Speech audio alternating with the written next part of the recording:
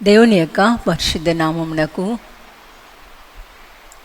వేలాది వందనాలు తెలియచేస్తూ ఉన్నాను.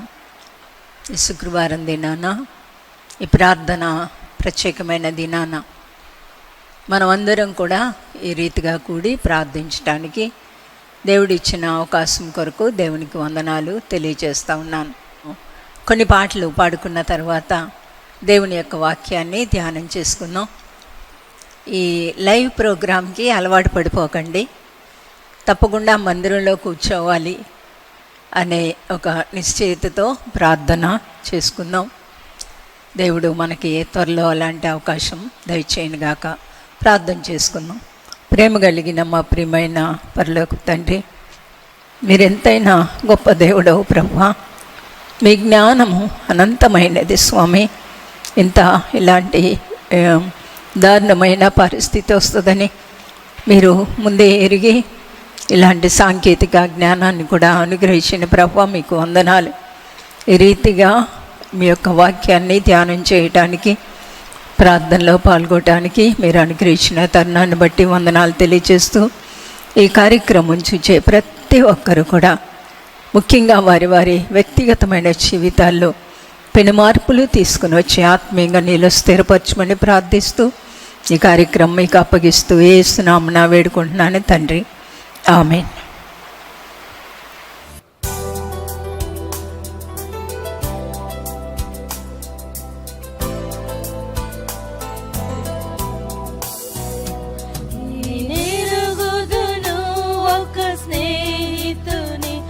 ఆయనెంతో పరిశుద్ధుడు, ఆ పరిశుద్ధుడే నా జీవన రక్షణ కారణభూతుడు.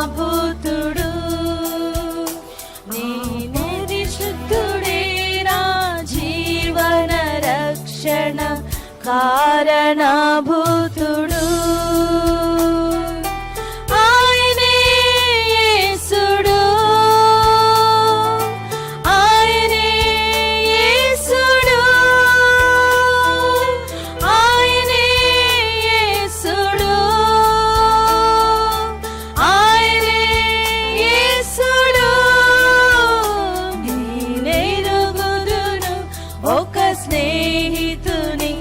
ఆయనెంతో పరిశుద్ధుడు, ఆ పరిశుద్ధుడే నా జీవన రక్షణ కారణభూతుడు.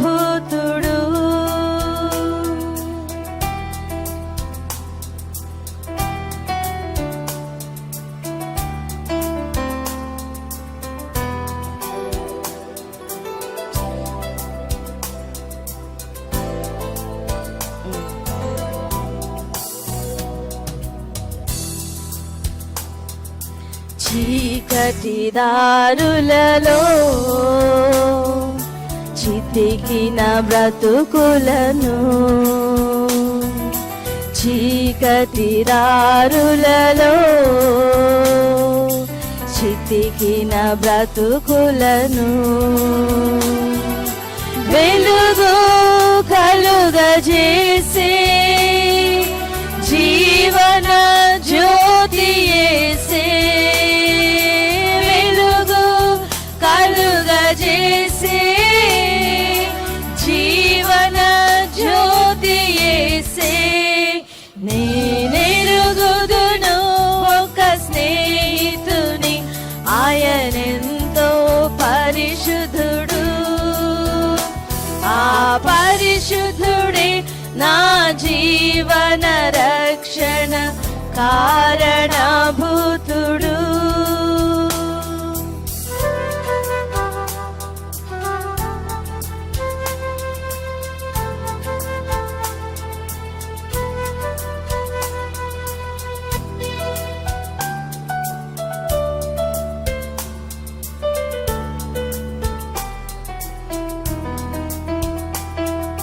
శోధన బాధలలో, రోదన వేదనలో, శోధన బాధలలో, రోదన వేదనలో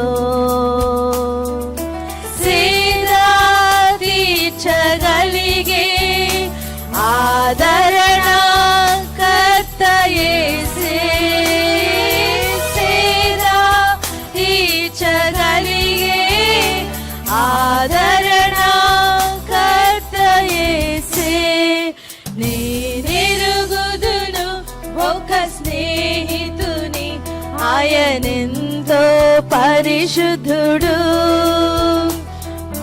పరిశుద్ధుడే నా జీవన రక్షణ కారణభూతుడు.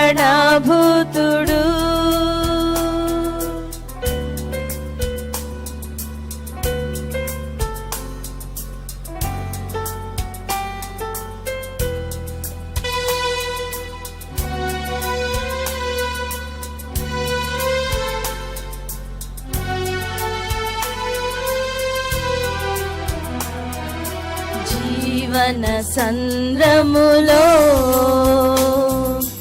ఆవలి తీరముకు జీవన సంద్రములో ఆవలి తీరముకు నావా నడుపగలిగే నావికుడు నాదు యేసే.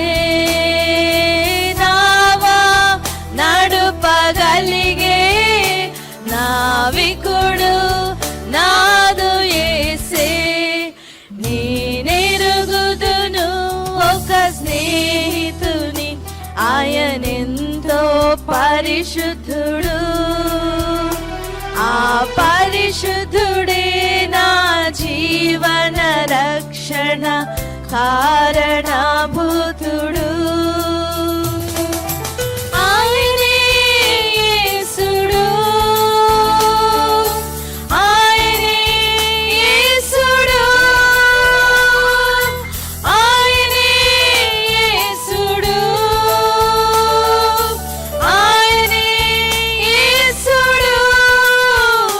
నేనెరుగుదును ఒక స్నేహితుని, ఆయనెంతో పరిశుద్ధుడు. ఆ పరిశుద్ధుడే నా జీవన రక్షణ కారణభూతుడు.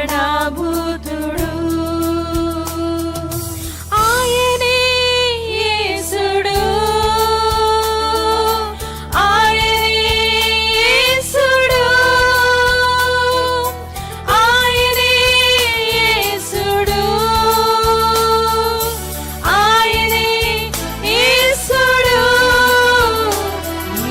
నేనెరుగుదును ఒక స్నేహితుని, ఆయనెంతో పరిశుద్ధుడు. పరిశుద్ధుడే నా జీవన రక్షణ కారణభూతుడు.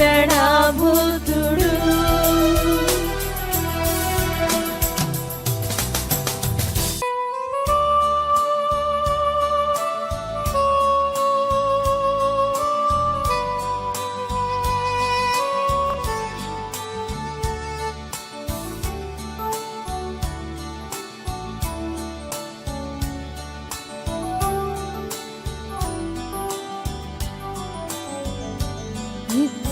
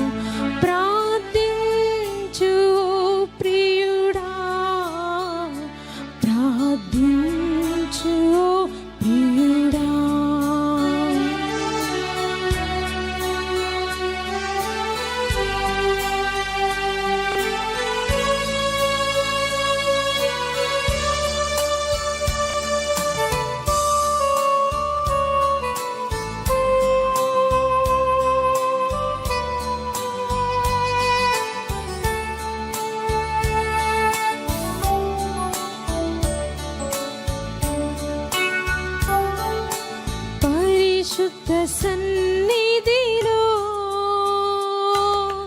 ప్రభువుతో మాట్లాడుము. పరిశుద్ధ సన్నిధిలో ప్రభువుతో మాట్లాడుము. ప్రభువు తిరిగి మాట్లాడు వరకు ప్రార్థించి ధ్యానించుము. ప్రభువు తిరిగి మాట్లాడు వరకు ప్రార్థించి ధ్యానించుము. ప్రార్థించి ధ్యానించుము. ఎత్తైన కొండపైన ఏకాంతముగా చేరి రూపాంతర అనుభవమును పొందా. ప్రార్థించు ప్రియుడా, ప్రార్థించు ప్రియుడా. ఎత్తైన కొండపైన ఏకాంతముగా చేరి రూపాంతర అనుభవమును పొందా.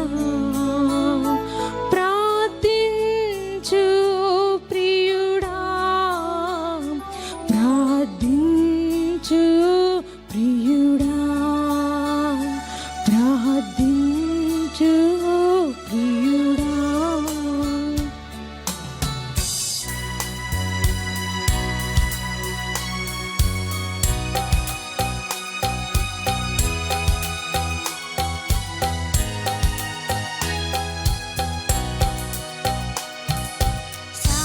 సమానులెవరు ప్రభో, నీ సమానులెవరు ప్రభో.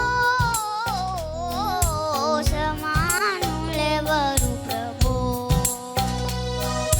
సమస్త మానవ సమానుభవమున్, సమస్త మానవ సమానుభవమున్ సహించి వహించి ప్రేమించగలని.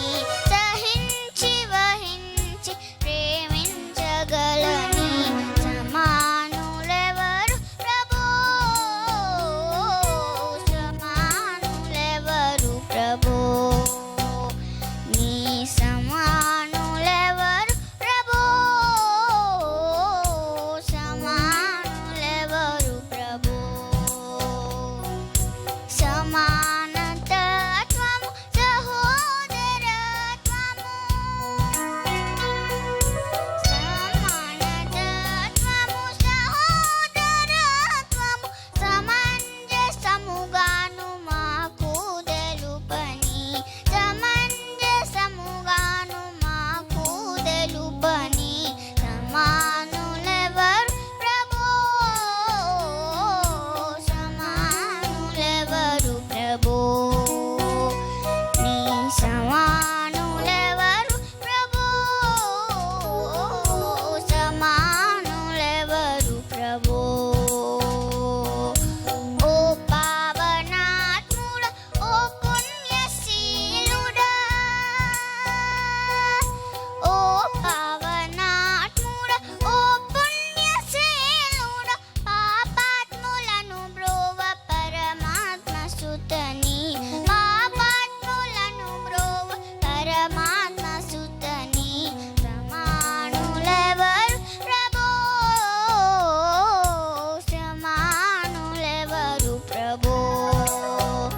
నీ సమానులెవరు ప్రభో. సమానులెవరు ప్రభో. సమస్త మానవ సమానుభవమున్,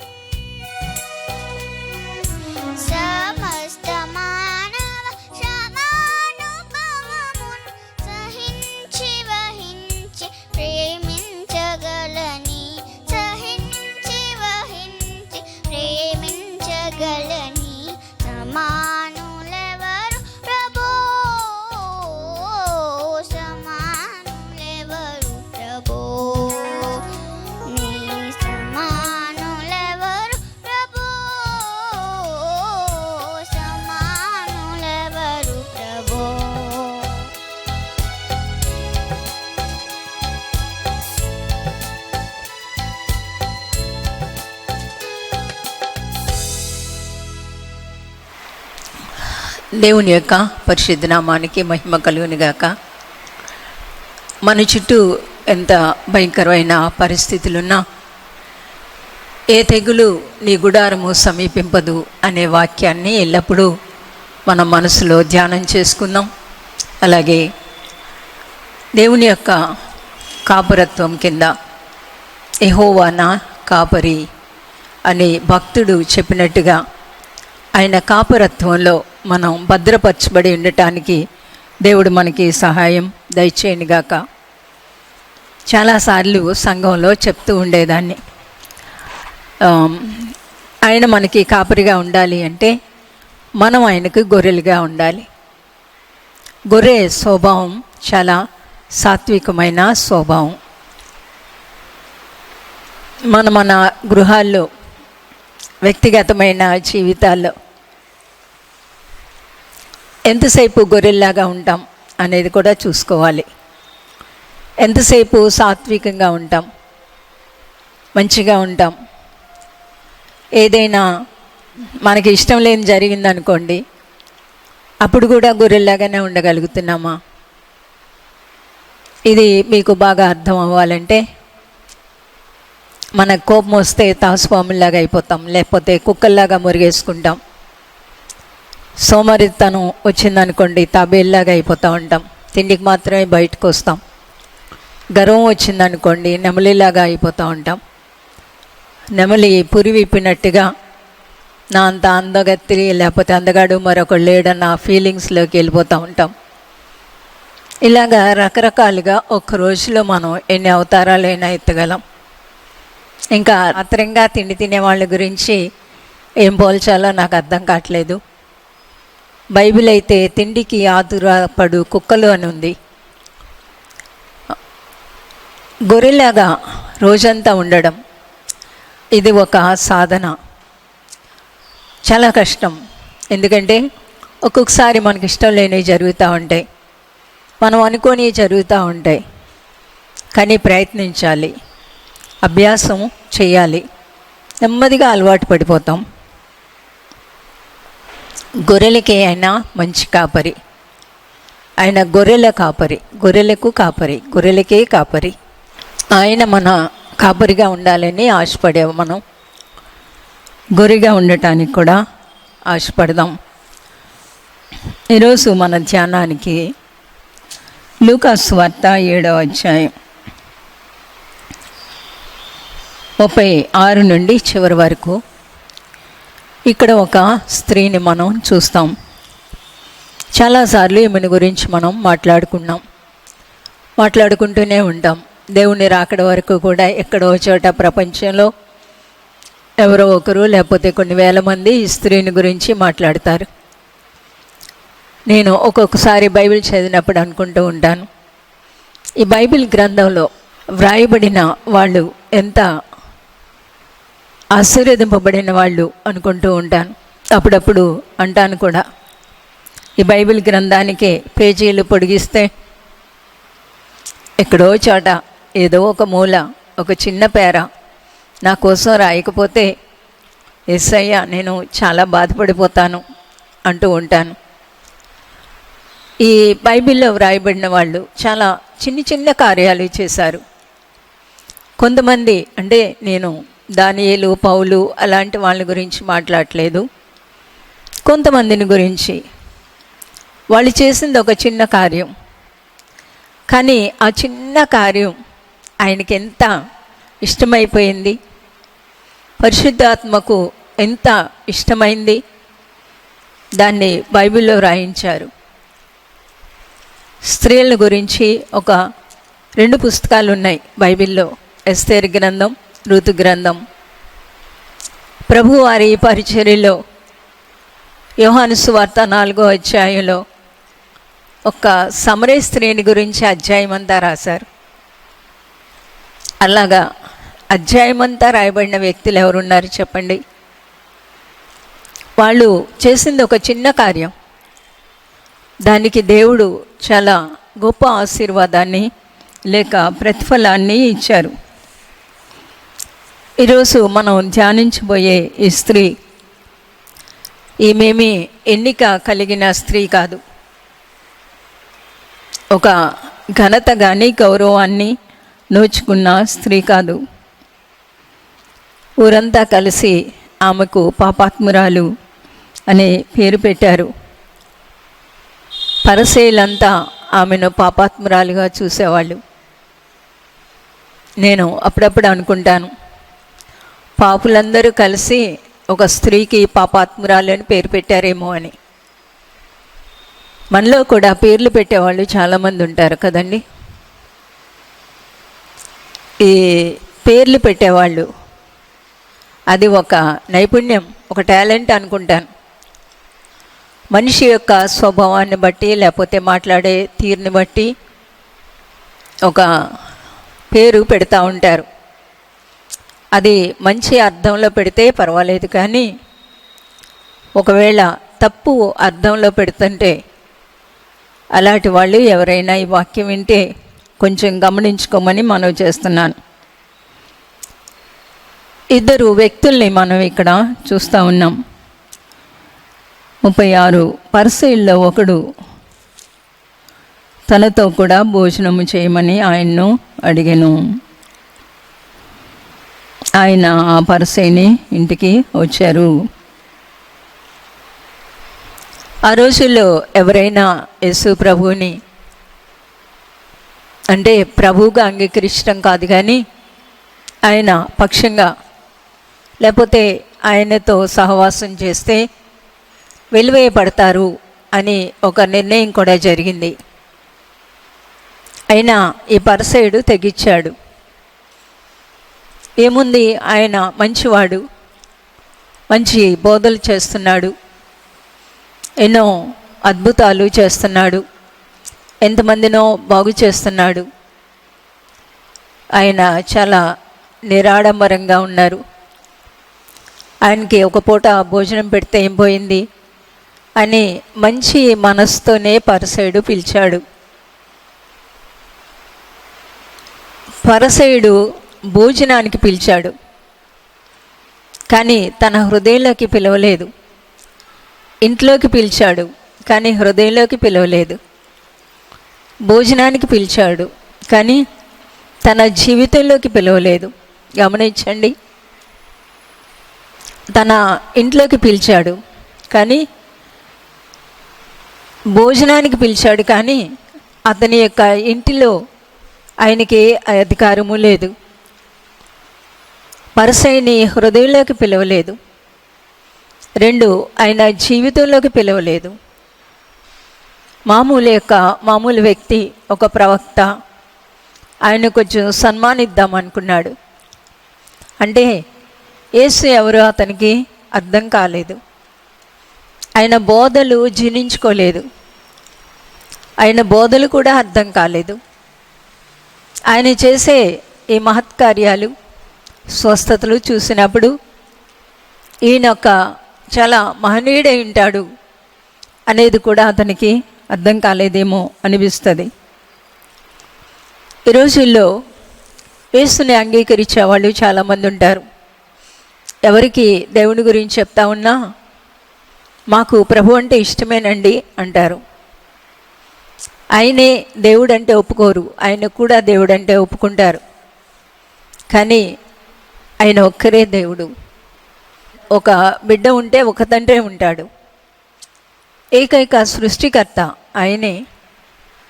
అమెరికా వాడైనా, ఆఫ్రికా వాడైనా, ఆస్ట్రేలియా అయినా, మనమైనా అందరం ఒకే తీరులో ఉన్నాం.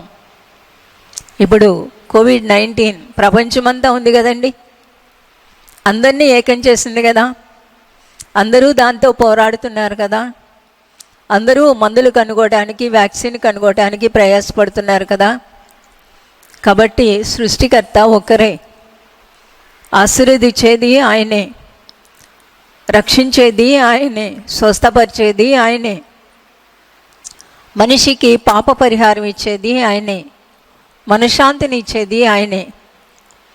ఈ పాప పరిహారం, మనశ్శాంతి మనం అంగీకరించకపోతే రేపు ఒక న్యాయాధిపతిగా మనకి తీర్పు తీర్చేది కూడా ఆయనే. ఆయనే యేసుని తన ఇంటికి ఆహ్వానించాడు, కానీ తన హృదయంలోకి ఆహ్వానించలేదు. యేసుని భోజనానికి ఆహ్వానించాడు, కానీ తన జీవితంలోకి ఆహ్వానించలేదు. ఈ మాటలు వినేవాళ్ళు ఒకసారి ఆలోచించండి.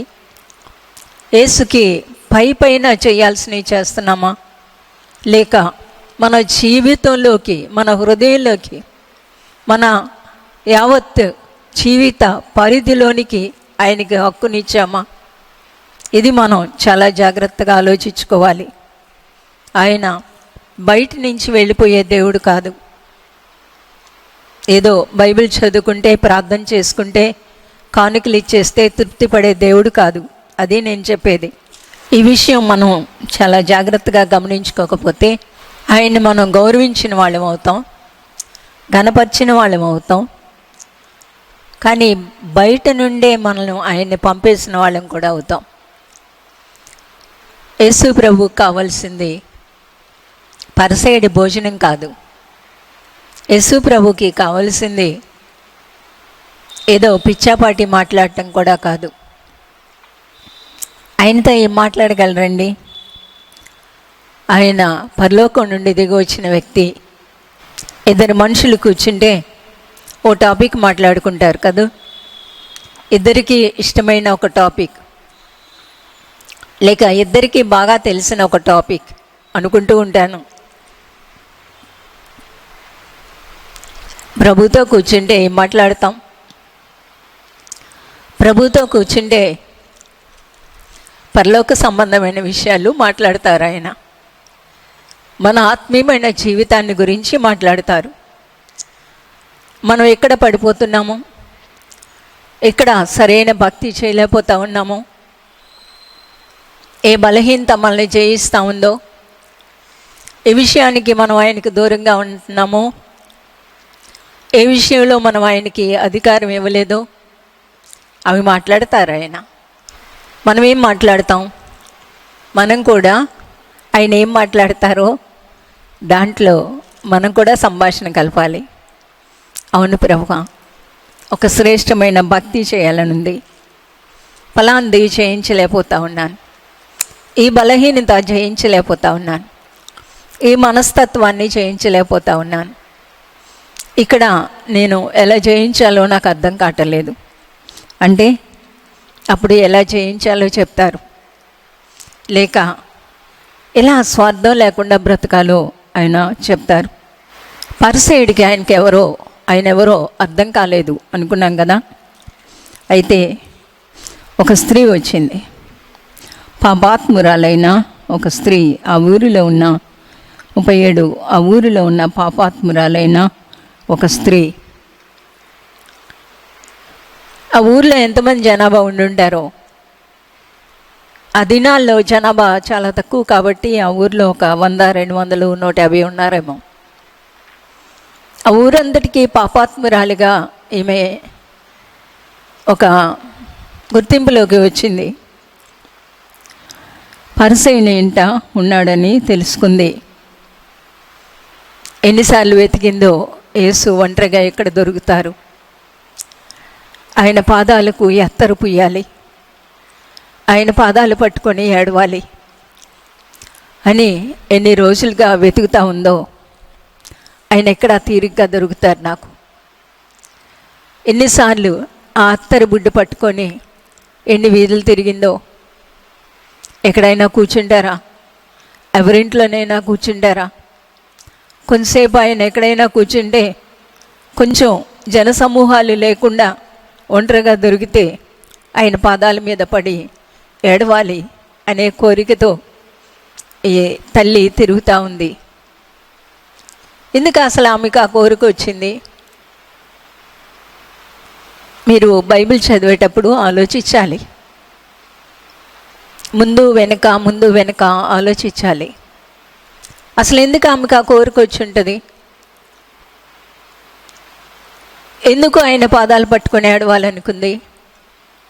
ఎందుకు అత్తరు పుయ్యాలనుకుంది? పరిసయ్యుడు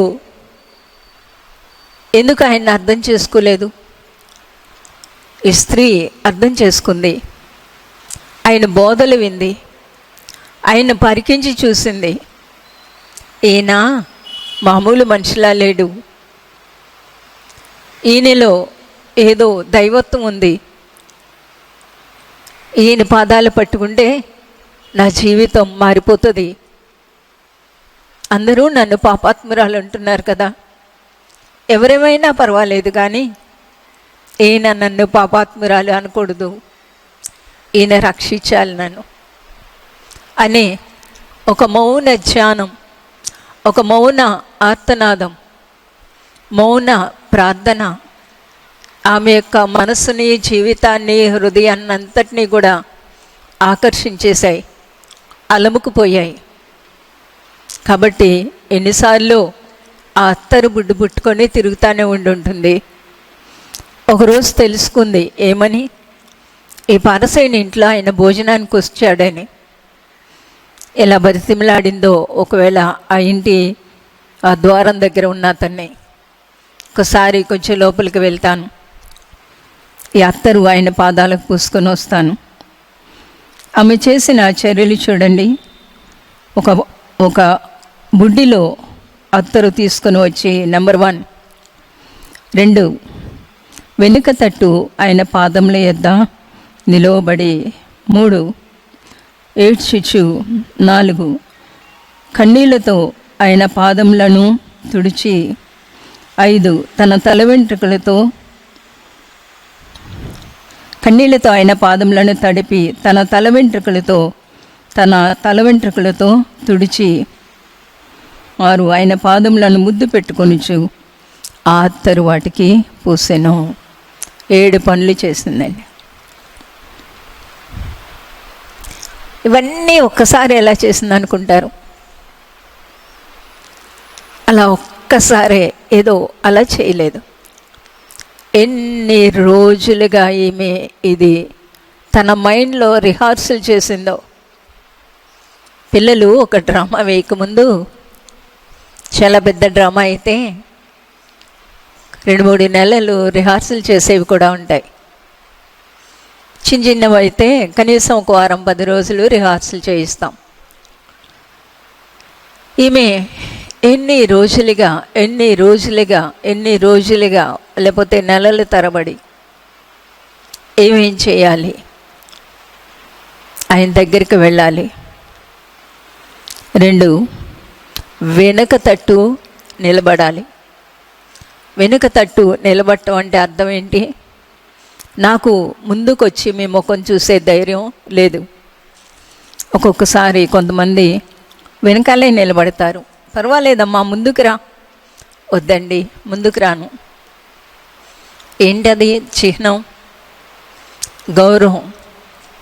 ముందు నిలబడే ధైర్యం నాకు లేదు, నేను చాలా దీనమైన వ్యక్తిని అనే సంకేతం. వెనుక తట్టు నిలబడింది. అత్తరు బుడ్డి తీసుకొచ్చింది, ఆయన పాదాల దగ్గర నిలబడింది. ఆ పాదాలు చూడగానే ఆమెకు గొల్లిన ఏడుపు వచ్చింది. చాలాసార్లు మనం ప్రార్థనకి వెళ్తాం కదా,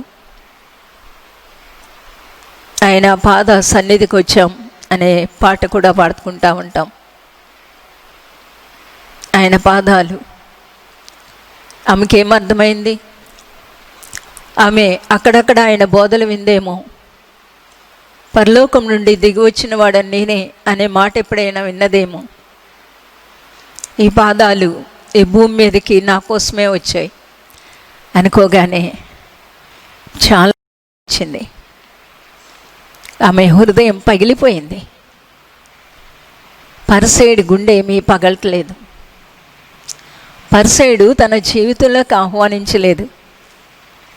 ఈ తల్లి ఆయన ప్రేమ, ఆయన దైవత్వం తన జీవితాన్ని తాకడానికి ద్వారాలు తెరిచింది. ఆ పాదాలు పరలోకం నుండి దిగి వచ్చిన పాదాలు. అవి తన జీవితాన్ని వెలిగించడానికి వచ్చిన పాదాలు. ఆ పాదాలు చూస్తూ ఆమె నిలబడిపోతే ఆమె కళ్ళ వెంట నీళ్లు కారిపోతూ ఉన్నాయి. అప్పుడు మోకరించి ఉంటుంది ఆ పాదాల దగ్గర.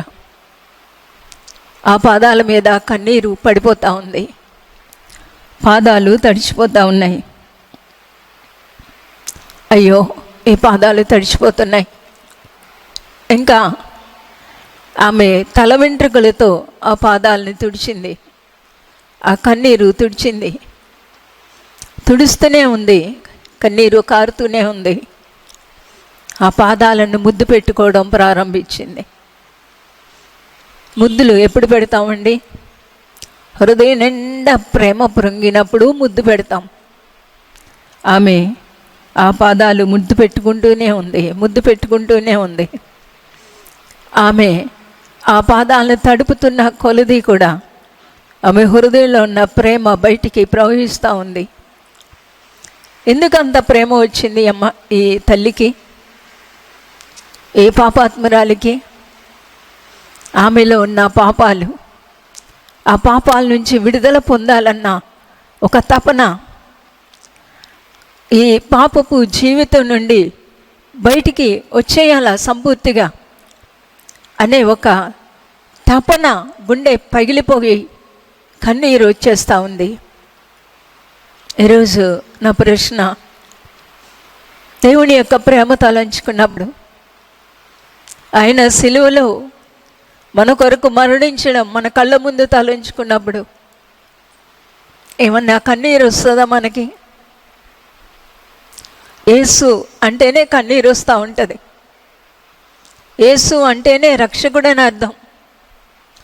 నన్ను రక్షించుకోవడానికి ఆయన ఈ లోకానికి వచ్చారు. నా సృష్టికర్తే నా కొరకు మానవుడయ్యాడు అని ప్రేమ, కృతజ్ఞతతో మన గుండెలో ఒక మార్పు రాకపోతే, మన మాటల్లో, మన స్వరంలో ఒక మార్పు రాకపోతే, ఒక కఠిన హృదయంతో ఆ ప్రేమామూర్తిని ఎలా మనం ఆరాధించగలం? ఈమె ఒక విచిత్రమైన ఆరాధన చేస్తూ ఉంది. పాదాల మీద పడిపోయింది. పాదాలని ముద్దు పెట్టేసుకుంటా ఉంది, ఏడుస్తూ ఉంది, తుడుస్తూ ఉంది. కొంచెంసేపు అయ్యాక అత్తరు వాటికి పూసింది. పూసి ఆ పాదాల దగ్గరే అలా కూర్చునుంది. ఆమె హృదయం తన కోరిక తీరింది. ఆమె హృదయం ఎంతో శాంతి అయిపోయింది. ఆ పాదాలు చూస్తూ, ఆ పాదాల మీద చేతులు పెట్టి, ఆ అత్తరు ఆ పాదాలకు అలా రాస్తూ ఆమె ఒక మానవాతీతమైన ఆనందంలో తన్మయరాలైపోతూ ఉంది. కానీ జీవితంలోకి తన యొక్క కఠినత్వాన్ని వదలలేకపోతున్న ఈ పరిసయుడు చూస్తూ ఉంటే మండిపడిపోతూ ఉన్నాడు. చాలా కోపం వచ్చేస్తూ ఉంది. ఈయన ప్రవక్త అయిన ఎడల తన్ను ముట్టిన ఈ స్త్రీ ఎవతయో ఎటువంటిదో ఎరిగి ఉండును, ఇది పాపాత్మురాలు అని తనలో తాను అనుకునేను. 40వ వచనం. ఇది పాపాత్మురాలు. పాపం పరిసైడికి తెలియదు పాపుల కొరకే ఆయన వచ్చారని, పాపుల్ని రక్షించడానికే వచ్చారని. ఎన్నిసార్లు ఎన్ని బోధలు వింటున్నా హృదయాలు తెరవబడిన వాళ్ళు చాలామంది ఉంటారు సమాజంలో. ఇతరులను నిందిస్తూ ఉంటారు. ఆ మనిషి సంగతి నీకు తెలుసా అంటారు. ఒక మనిషిని ద్వేషించడం ఆబరు. ఒక మనిషిని తక్కువ చూపు చూడడం మానరు. ఒక మనిషిని ఒక వివక్షతతో చూడడం మానరు. పరిసయుడు చాలా వివక్షతో చూస్తూ ఉన్నాడు. ఇది పాపాత్మురాలు, ఇది పాపాత్మురాలు. ఇతను ప్రవక్త అయితే అదెవతో ఈయనకి తెలియాలి కదా. పరిసయుడి హృదయంలో గందరగోళం ప్రారంభమైపోయింది. ఎందుకు యేసుని పిలిచాడు? కేవలం భోజనం కొరకు. మనకు ఎందుకు యేసు కావాలి? కేవలం ఈ లోక అవసరతలు తీర్చడానికా? ఒకవేళ మనమేదో ఆయనకి ఇచ్చి తృప్తిపరుస్తామా? ఏదో కొంత కానుక వేయటము, బైబిల్ చదవటం, ప్రార్థన చేసుకోవడం, మన షెల్ఫ్లో పెట్టేయడం, రోజంతా మన ఇష్టం వచ్చినట్టు బతకడం. అందుకు రాలేదు యేసు ప్రభు ఈ లోకానికి. అప్పుడు ప్రభువుకి అంతా అర్థమైపోయింది. ఆయన అన్నారు 40లో, సీమోను, నీతో ఒక మాట చెప్పాలని ఉందయ్యా. అప్పుడు అన్నాడు పరిసయ్యుడు, బోధకుడా చెప్పు అన్నాడు. ఏం చెప్తాడో పాపం బోధకుడికి తెలియదు. 41వ వచనం, అప్పుడు ప్రభు చెప్పడం ఆరంభించారు. అప్పు ఇచ్చే వాళ్ళకి 2 రుణస్తులు ఉన్నారయ్యా. ఒకడికి 500 దీనారాలు, మరొకడికి 50 అచ్చి ఉన్నారు. అప్పు తీర్చడానికి ఇద్దరి దగ్గర ఏమి లేదు కాబట్టి ఇద్దరిని కూడా క్షమించేశాడు. ఎవరెక్కువ ప్రేమిస్తారో చెప్పు అన్నాడు. ఓ సింతేనా అనుకుని ఉంటాడు కదా పరిసయ్యుడు. ఎవరికి ఎక్కువ క్షమించబడ్డానో వాళ్ళు ఎక్కువ ప్రేమిస్తారు అన్నాడు. నిజమే, మనం తీర్చడానికి మన దగ్గర ఏమీ లేదండి. మన పాపాలు క్షమాపణ కొరకు వాటిల్ని మనం నివృత్తి చేసుకోవడానికి మన దగ్గర ఏమీ లేదు. పాపపు శిక్ష అనుభవించవలసిన వారమే. ఆ పాపం తీసివేసుకోవడానికి మన దగ్గర ఏమీ లేదు. మనందరం దేవునికి రుణస్థులమే. మన దగ్గర ఏముంది చెప్పండి? మన పాపాలు పరిహారం చేసుకోవడానికి ఏ మానవుని దగ్గర ఏమీ లేదు. ఎవరూ తమ పాపాలకు పరిహారం చేసుకోలేరు. దాన ధర్మాలు చేస్తే పరిహారం రాదు, ఏవేవో పనులు చేస్తే పరిహారం రాదు. పాపములు ఎవరికి వ్యతిరేకంగా చేస్తున్నామో ఆయనే వాటిని క్షమించాలి. ఆయన వాటిని క్షమించాలి అంటే ఆ శిక్ష ఆయన భరించాలి. అందుకే ఆయన వచ్చారు అనే సత్యం పాపాత్మురాలికి అర్థమైంది, కానీ ఈ నీతిమంతుడు అనుకున్న పరిసయ్యుడికి అర్థం కాలేదు. అప్పుడు పరిసయ్యుడు అన్నారు, ఎవరికి ఎక్కువ క్షమిస్తావో వాళ్ళే ఎక్కువ ప్రేమిస్తారు కదా అన్నాడు. అప్పుడు ప్రభు అన్నారు, అప్పుడు ఆయన ఆ స్త్రీ వైపు తిరిగి, అప్పుడు దాకా ఆయన అటు తిరిగి ఉన్నారు. పాదాలు వెనుక ఉన్నాయి. ఆ వెనుక ఉన్న పాదాల దగ్గర వెనుక నిలబడింది. ఇప్పుడు ఆయన ఇలా తిరిగారు. ఆమె కూడా సంభాషణ వింటా ఉంది కదూ. ఆయన తిరిగారు, ఆ స్త్రీ వైపు తిరిగారు. ఈ మాట నాకు చాలా ఇష్టం అవుతూ ఉంటుంది. ఆయన తిరిగారు. మనం ఒక నిజమైన భక్తి చేస్తూ ఉంటే, ఆయన కోరే భక్తి మనం చేస్తూ ఉంటే, ఆయన కోరే ప్రార్థనలు మనం చేస్తూ ఉంటే, ఆయనకి ఇష్టమైన పనులు ఆయన ఎవరో మనం గ్రహిస్తే, ఆయన ఎవరో మనం గ్రహించి మనం ఆరాధిస్తూ ఉంటే, ఆయన మన వైపు తిరిగే మన రక్షకుడు, ప్రేమ స్వరూపి. ఆయన ఆ స్త్రీ వైపు తిరిగి సీమోనుతో అన్నాడు, ఈ స్త్రీని చూచున్నావే, నువ్వు ఇందాకటి నుంచి ఈ స్త్రీని చూస్తూ ఉన్నావు. ఈ స్త్రీని చూచున్నావే. అవును, పరిసయ్యుడు చూస్తూనే ఉన్నాడు. అవును, పరిసయ్యుడు చూస్తూనే ఉన్నాడు. ఏ చూపుతో చూస్తూ ఉన్నాడు? విమర్శనాత్మకమైన చూపుతో చూస్తూ ఉన్నాడు.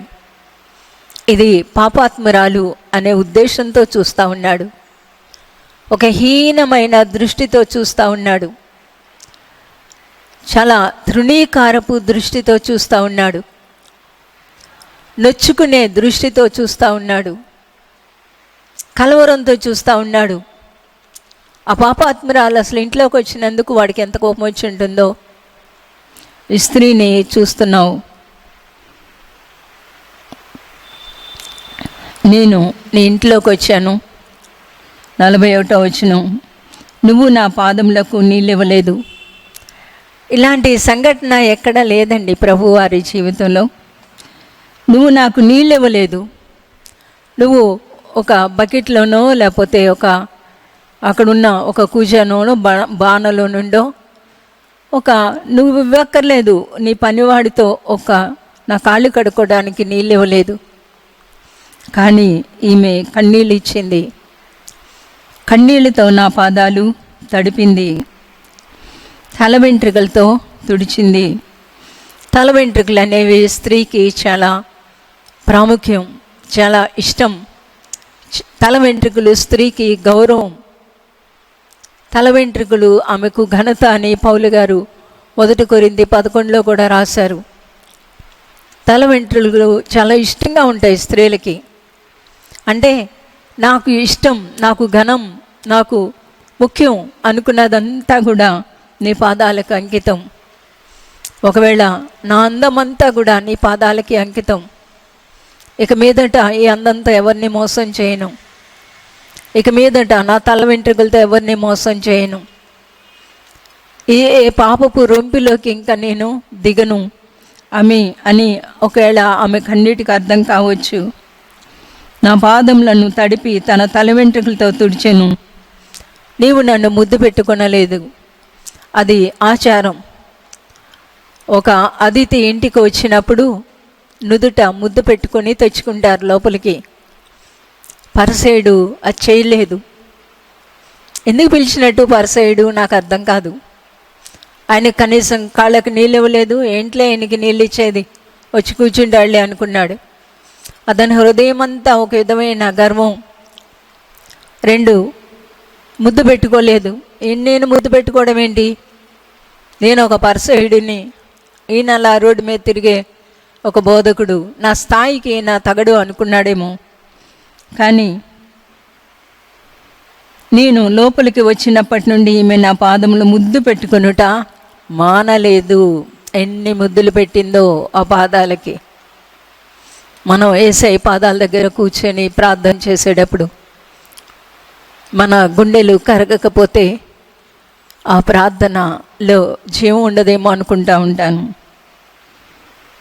నువ్వు నూనెతో నా తల అంటలేదు, నూనెతో నా తల అంటి ఉన్నావని 23వ కీర్తనలో కూడా ఉంటుంది.